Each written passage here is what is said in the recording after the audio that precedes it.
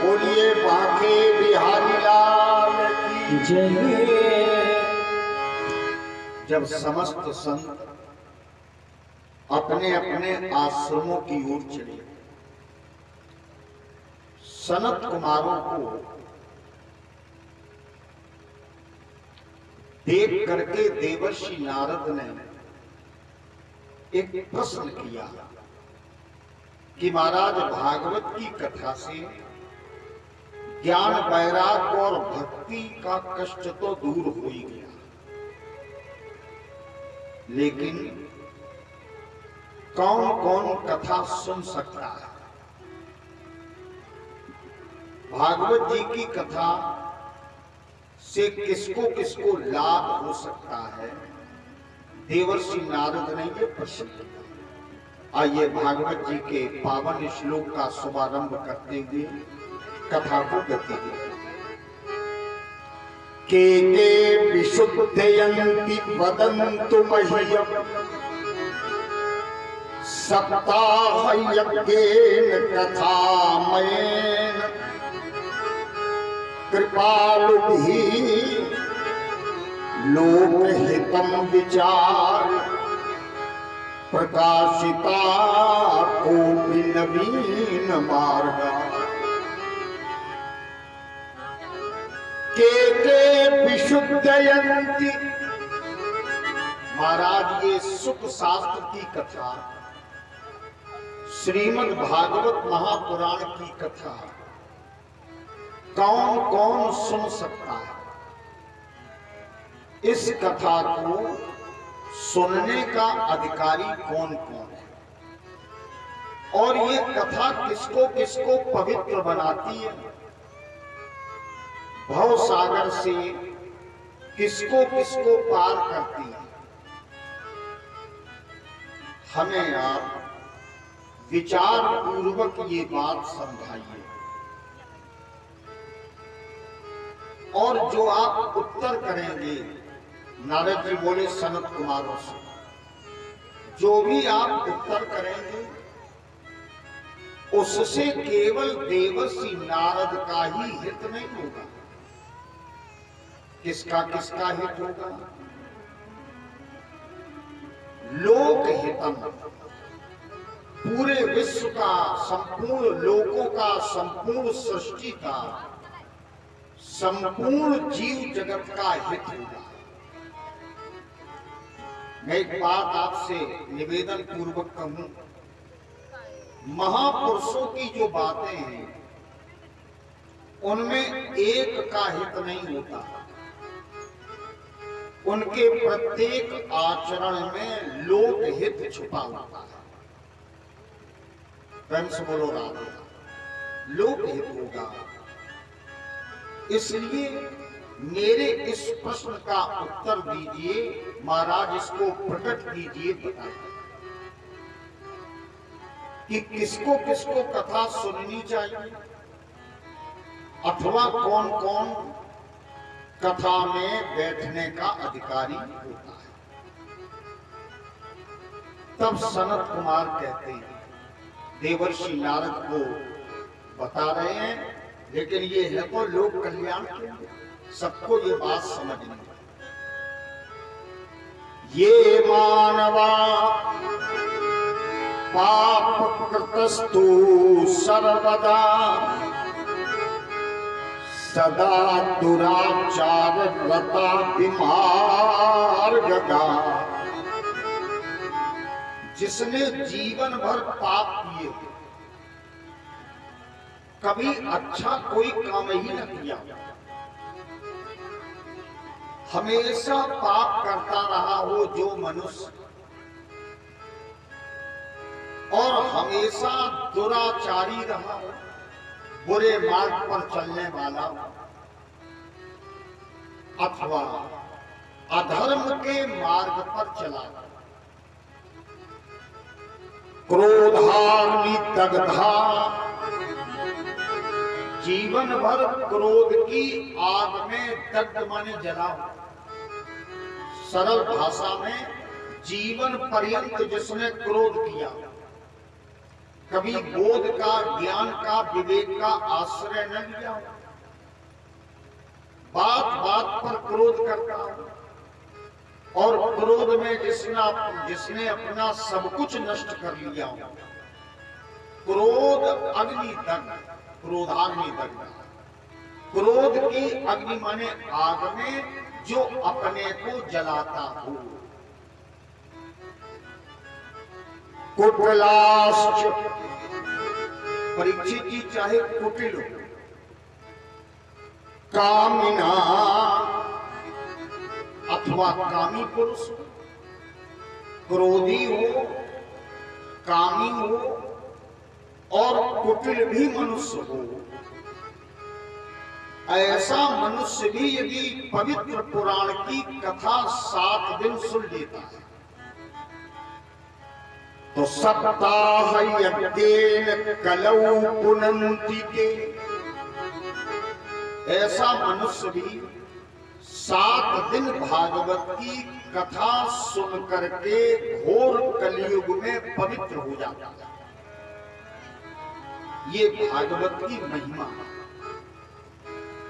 लेकिन मैं आपसे एक बात कहूं, एक विडंबना है कि भागवत वर्तमान युग में न तो कोई सुनना चाहता और न आचार्य सुनाना ही चाहता। श्रीमद् भागवत महापुराण में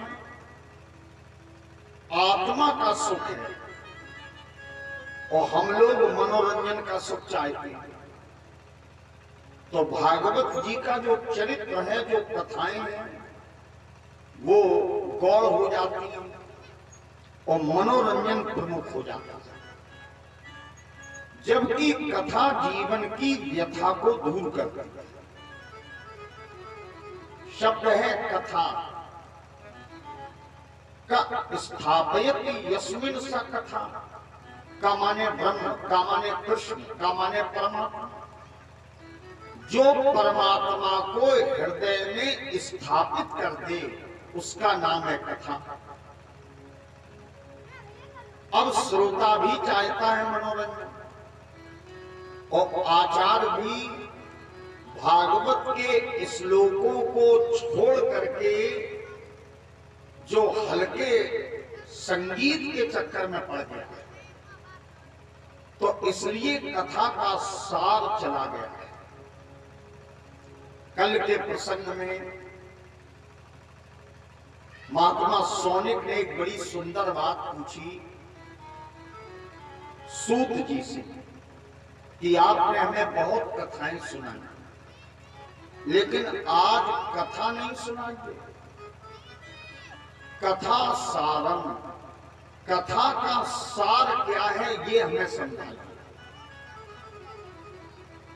तो भागवत की कथा और कथा के बाद में उसका सार क्या है, निष्कर्ष क्या है, निर्णय क्या है, निचोड़ क्या है, हमें शिक्षा क्या मिलती है, ये बात बड़े भाव से समझनी है। आपने पहली प्रस्तुति में ये श्रवण किया कि जिस मनुष्य ने जीवन भर पाप किए हो, अधर्म के मार्ग पर चला हो, क्रोधी हो, कामी हो, लोभी हो, कुटिल हो, ऐसा मनुष्य भी यदि 7 दिन भागवत की कथा सुन लेता है तो घोर कलयुग होने के बाद भी, समय प्रतिकूल होने के बाद भी वो इस कलयुग में पवित्र हो जाता है। देवर्षि नारद ने कहा कि महाराज और भी कोई कथा में आ सकता है, क्योंकि अवगुण भी बहुत होते हैं। तब दूसरे श्लोक में सनत कुमार पुनः कहने लगे, सत्येन हीना पितृमात्र दूषका, सत्य से रहित हो माने जीवन पर्यंत जिसने झूठ का ही आश्रय लिया, जगत का पूरा व्यवहार जिसने झूठ से चलाया हो, चौपाई रामचरित में सुनी होगी, झूठे ही लेना, झूठे ही देना, झूठे ही भोजन और झूठ चले। जीवन पर्यंत असत्य का आचरण किया, माता पिता का जबरदस्त विरोध करने वाला भी, न मां की बात मानता हो और न पिता की, इनका विरोधी हो, इनका अपमान करने वाला। तृष्णा कुलाश्रया श्रम धर्म वर्जिता। तृष्णावान पुरुष जिसके भीतर बहुत तृष्णा हो और अपने कुल धर्म को न मानने वाला। प्रेम से बोलो राधे राधे। बड़े ध्यान से सुनना। न कुल की बात मानता हो, न धर्म की, कुल धर्म न मानता हो, और जो वर्णाश्रम धर्म की बात भी न मानता हो। वर्णाश्रम धर्म जानते हो? ब्राह्मण का क्या धर्म है, क्षत्रिय का क्या धर्म है, वैश्य का क्या धर्म है, इन धर्मों को भी न मानता हो और माता पिता का विरोधी हो। ये दंभिका, दंभी हो, धन बढ़ जाए तो धन का दंभ, शक्ति बढ़ जाए तो शक्ति का दंभ, और विद्या बढ़ जाए तो विद्या का दंभ, कुटुंब बढ़ जाए तो कुटुंब का दंभ। कुल मिलाके किसी भी प्रकार का दंभ करने वाला मनुष्य। मत्सरो हिंसकः, मत्सर ईर्ष्यालु मनुष्य हो, दूसरे की उन्नति देख करके जो ईर्ष्या करता, और हिंसक दूसरे को मारने वाला, हिंसा करने वाला हो, लड़ाई झगड़ा करने वाला। ऐसा मनुष्य भी यदि भागवत की कथा 7 दिन सुन लेता है तो सप्ताह यज्ञेन कलौ पुनन्ति। तो ऐसा मनुष्य भी 7 दिन कथा सुन करके इस घोर कलयुग में पवित्र हो जाता है। देवर्षि नारद कहते हैं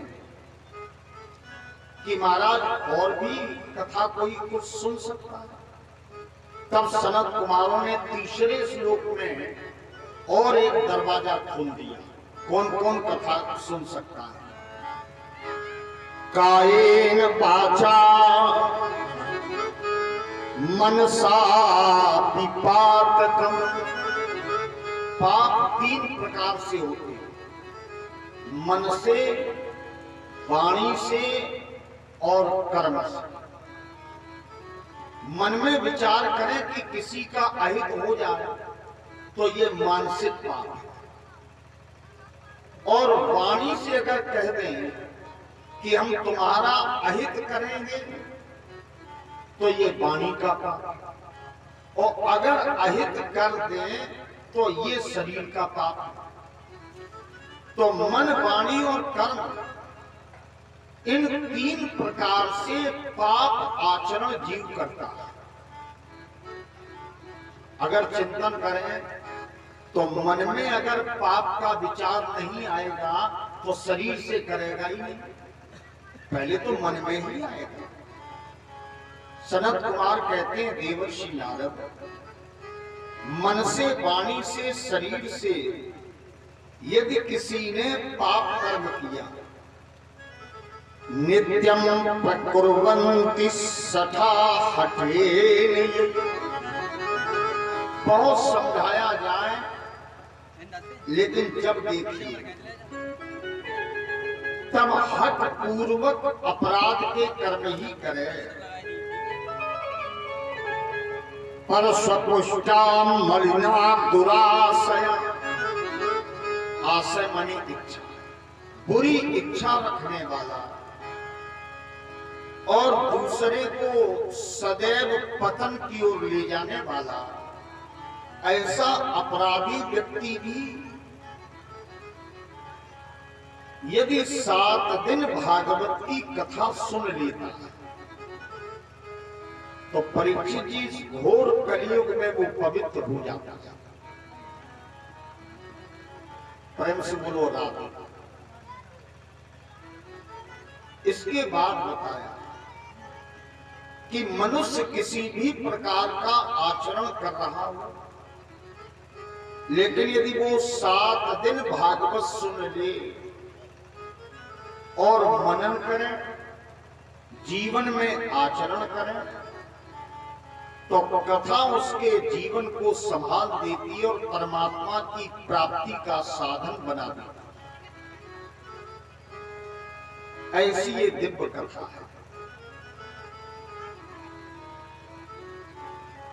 सनत कुमारों ने एक बात और थोड़ा आज का प्रसंग कठिन है, और कठिन तो कुछ भी नहीं है, केवल मन एकाग्र करके सुनना है। अत्र ते कीर्तिश्याम इतिहास पुरातन। जो इस पुरातन कथा को पुराण पुरुषोत्तम परमात्मा के चरित्र को सुनते हैं एवं गाते हैं, यस्य श्रवण मात्रेण पापहानि प्रजायते। इस कथा के श्रवण मात्र से ही फिर किसी की उपासना और पूजा की आवश्यकता नहीं पड़ती। केवल कथा के श्रवण मात्र से ही हमारे समस्त जन्म जन्मांतर के पापों की हानि हो जाती है। ऐसी ये दिव्य कथा है। देवर्षि नारद ने कहा कि महाराज अब तो इसमें अपराध करने वाला पापी दुराचारी कोई भी नहीं। तो कहा सब जगह तो नियम है कि कौन आ सकता है कौन नहीं आ सकता। सब जगह नियम है, सब जगह कोई न कोई संविधान है, कोई न कोई नियमावली है, प्रोस्पेक्टस है, कोई न कोई शर्त है। लेकिन भगवान की कथा में बैठकर सुनने के लिए कोई नियम नहीं, कोई शर्त नहीं, न कर्म का बंधन है, न जाति का बंधन है, न धर्म का बंधन है। सबके लिए कथा के दरवाजे खुले। लेकिन अगर पापी है तो कथा सुन के ये न सोचे कि हमें भागवत में उपाय मिल गया, हम भागवत सुनते रहेंगे और पाप कर्म करते रहेंगे, तो ये नियम लागू नहीं होगा। जीवन भर पाप किया हो, सारे उसने गलत कर्म किए हो, लेकिन कथा जब सुनने के लिए बैठे तो मन में निश्चय कर ले कि आज के बाद ठाकुर जी हम कोई भी चूक, कोई अपराध, कोई गलत आचरण नहीं करेंगे। और 7 दिन कथा सुने तो वो भवसागर से पार हो जाएगा। ज्ञान की 7 सीढ़ियां चढ़ जाएगा और भगवत प्राप्ति उसको निश्चित ही हो जाएगी, इसमें कोई संदेह नहीं। जब इस प्रकार की चर्चा देवर्षि नारद से सनत कुमारों ने प्रकट कर दी, तब उदाहरण के रूप में सनत कुमारों ने एक चरित्र सुना और बताया कि तुंगभद्रा नदी के किनारे अनुपम नगर नामक एक पवित्र स्थान था। नदी का नाम क्या है? तुंगभद्रा। और अनुपम नगर ये ग्राम का नाम है अथवा नगर का नाम, और पवित्र वो नगर है बड़े ध्यान से समझो। तुंग माने अत्यधिक, भद्रा माने कल्याण करने वाली, सबसे अधिक कल्याण करने वाली मानव की काया ही तुंगभद्रा है। भागवत जी के दो अर्थ हैं, एक तो हम लोग जो सुनते हैं और दूसरा अर्थ वो है कि हम अपने जीवन पर भागवत को कैसे घटित करें। तो तुंगभद्रा कौन है? ये मानव शरीर। 84 लाख योनियों में मानव शरीर जैसी कोई योनि नहीं है। रामचरित में बाबा तुलसी कहते हैं, नर समान नहीं कबनी योनि। किसी योनि में भोग के साथ योग नहीं है। अन्य जितनी भी योनियां हैं उनमें केवल भोग है। हम कर्म का भोग करने आते हैं और मानव योनि ऐसी है कि भोग के साथ साथ इसमें परमात्मा से मिलने का योग भी है। देवता तरसते हैं कि एक बार हमें भारत में मनुष्य बना के भेजा जाए। तो यही तुंगभद्रा है, सबसे अधिक कल्याण करने वाली काया। और हमारा जो हृदय है परीक्षित जी, ये अनुपम नगर है। हृदय अनुपम नगर है। इसमें चाहे तो प्रेम भर ले, चाहे तो भक्ति भर ले, चाहे तो किसी के कल्याण की भावना भर ले, और अगर चाहे तो किसी के प्रति नफरत भर ले। ये बड़ा विचित्र नगर है। इसमें जो आता है वो सब समाता ही चला जाता है। ये अनुपम नगर है। अब आप को बीच बीच में निवेदन करते हुए दिशा देते रहेंगे और दोनों प्रकार का अर्थ आप समझें। और सामान्य अर्थ में तुंगभद्रा एक नदी है दक्षिण में, और अनुपम नगर एक नगर है, एक गांव है, और वहां एक ब्राह्मण देवता रहते हैं। उन ब्राह्मण देवता का नाम है आत्मदेव। क्या नाम है? आत्म। और जो वेदांत का अर्थ ले रहे हैं वो ये समझ लें कि आत्मदेव कौन है? जीव। तुंगभद्रा शरीर है, अनुपम नगर हृदय है, और हृदय में जो जीव बैठा हुआ है यही आत्मदेव है। प्रेम से बोलो राधे। दोनों प्रकार का अर्थ आप समझेंगे। अब सनत कुमार समझाते हुए बोले देवर्षि नारद से, कहते हैं, आत्मदेवा पुरे तस्मिन्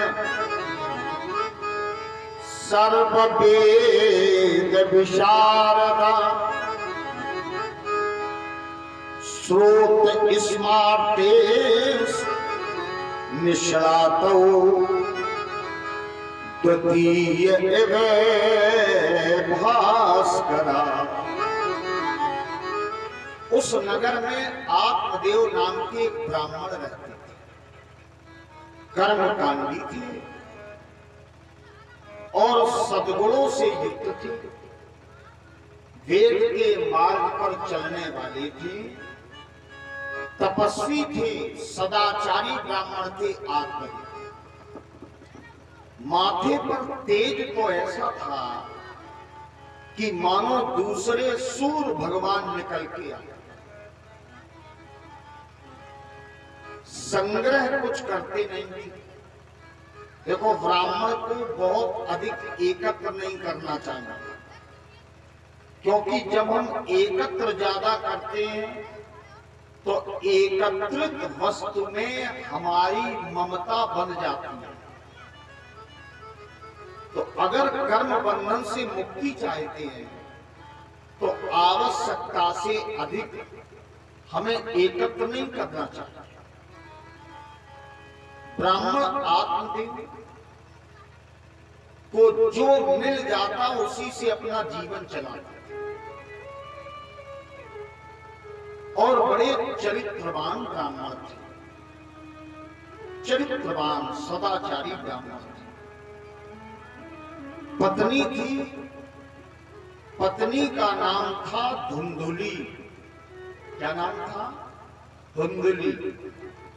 आत्मदेव तो ज्ञानी थे, सदाचारी थे, लेकिन धुंधुली जिद्दी स्वभाव की थी।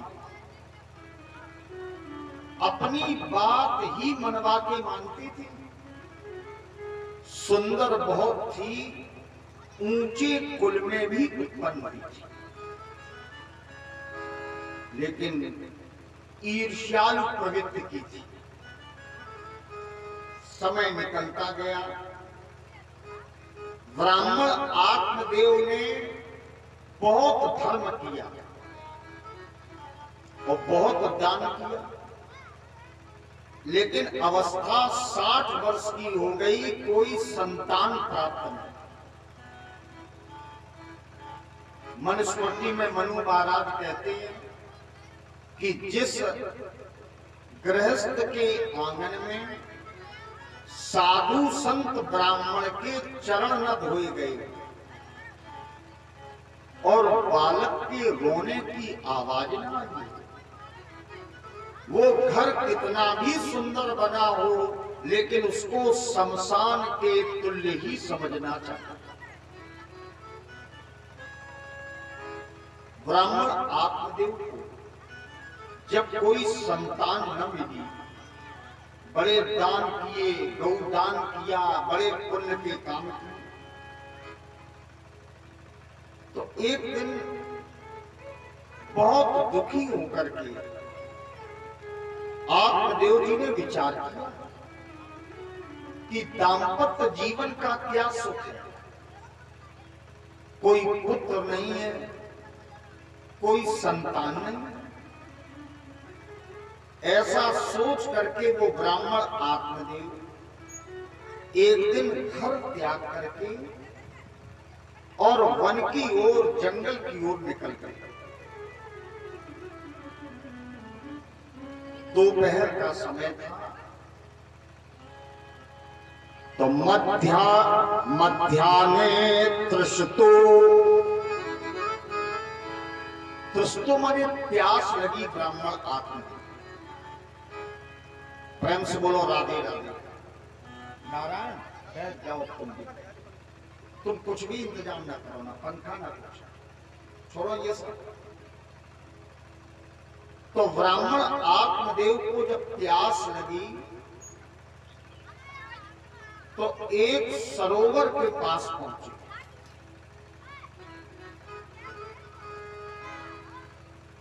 और इन्होंने जल पिया सरोवर से। जल पीने के बाद कुछ मन को संतुष्टि मिली, लेकिन संतुष्टि प्यास से तो मिल गई, लेकिन प्रजा दुखेन कर्षिता। प्रजा नहीं है, माने पुत्र नहीं है मेरे।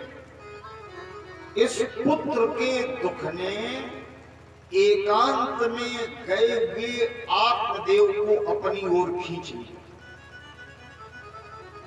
समझ में आया? प्यास लगी थी तो दो प्रकार का दुख था। एक दुख तो मेरे कोई संतान नहीं, और फिर ऊपर से प्यास और लगी।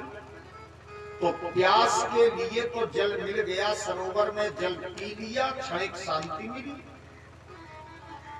और जब शांति मिली तो मन में विचार आया कि मेरे कोई पुत्र नहीं, तो पुत्र के दुख ने और प्रभाव डाला। कथा से एक चिंतन लें, एक दुख अगर दूर भी हो जाता है तो दूसरा दुख सर पे खड़ा है तैयार। ऐसा कोई नहीं कि जो मनुष्य संसार में ये कह दे कि हम सब प्रकार से सुखी हैं, हमें कोई कष्ट नहीं। वो केवल एक मनुष्य है जो केवल केवल भगवान की शरण में रहता है और उनका भजन करता है और किसी से कोई मतलब नहीं। सुखी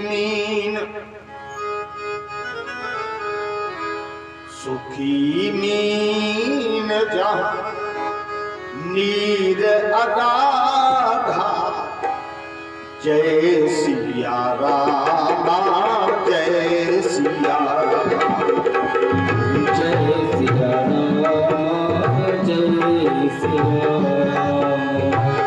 सुखी मीन जहाँ नीर अगाधा, जय सिया राम जय जय सिया राम, जय सिया राम जय जय सिया राम, जय सिया राम जय जय सिया राम, जय सिया राम जय जय सिया राम।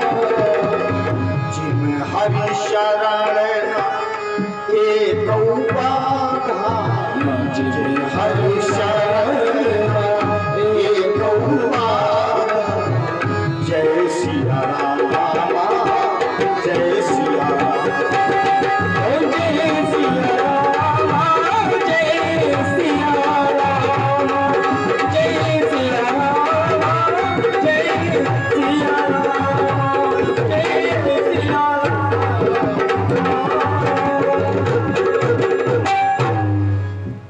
भगवान की शरण में रहने वाले के जीवन में कोई बाधा